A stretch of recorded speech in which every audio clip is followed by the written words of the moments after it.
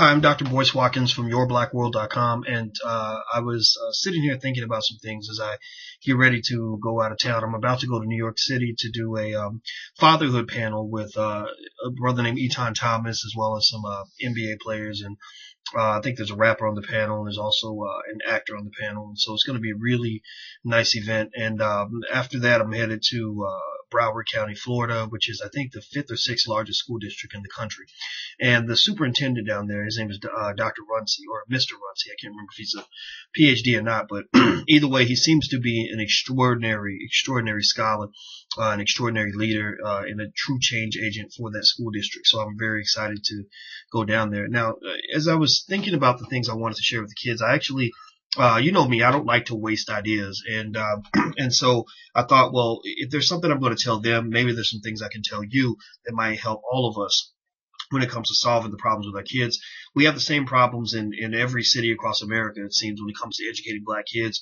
And I think that all of us have to understand the importance of stepping up to the plate when it comes to taking care of our kids in the home and outside the home. I think that that's critical for all of us.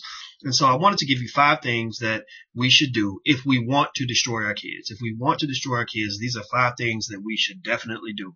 Number 1, avoid all confrontation if possible. That means don't do anything that's going to jeopardize the status quo or going to get you in trouble or have anybody label you to be a bad Negro, because we all know that's a great way to keep things exactly the way they are and to lean on the status quo. The reality is that we know that struggle typically breeds progress, and that progress is typically not bred without struggle. So if you avoid confrontation, you're sure to get exactly what it is that you got when you first arrived to the scene. Number 2, the second thing we can do if we want to keep destroying our kids in the school system, keep locking them up. You know, every time they get in a fight, just put the handcuffs on the little Negro and take his butt to jail. Just get rid of him, get him out of the system entirely, and then turn him into a menace to society. In fact, just transport him on to prison. There you go. That's how you destroy our kids. If you want to keep destroying our kids, keep on locking them up. Number 3, make sure you allow bureaucracy to keep you from doing the right thing.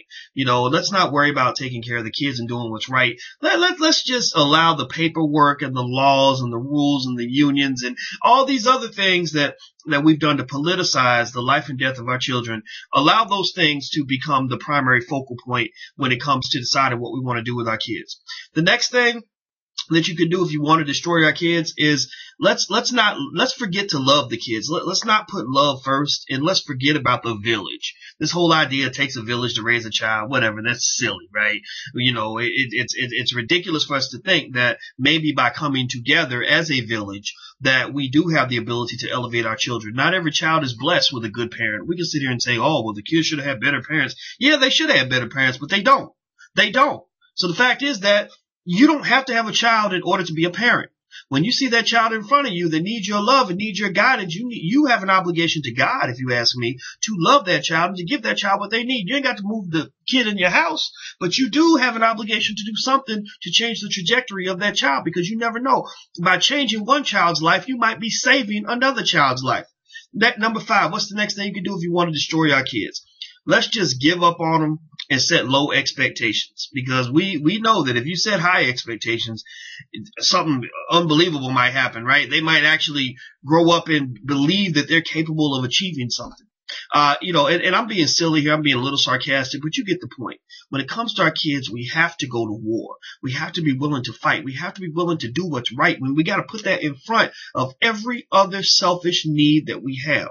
Everything that makes us fearful, we must eliminate that. Everything that makes us think about ourselves, we have to eliminate that. Everything that makes us afraid of what white people are going to think, we need to let go of that. We have to do what's right for our kids, because they need us. They need us. They are trapped inside a system that does not have their best interests at heart. And if we don't step up to the plate and put the key in the lock or kick down the door or do whatever the hell we got to do, then the kids have no chance.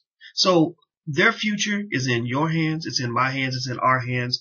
And we've got to do what we got to do. So that's all I want to say. And I'm looking forward to going down to Florida to talk to the kids. Fortunately, there are quite a few school districts that have been reaching out as part of our Building Outstanding Men and Boys Empowerment Series.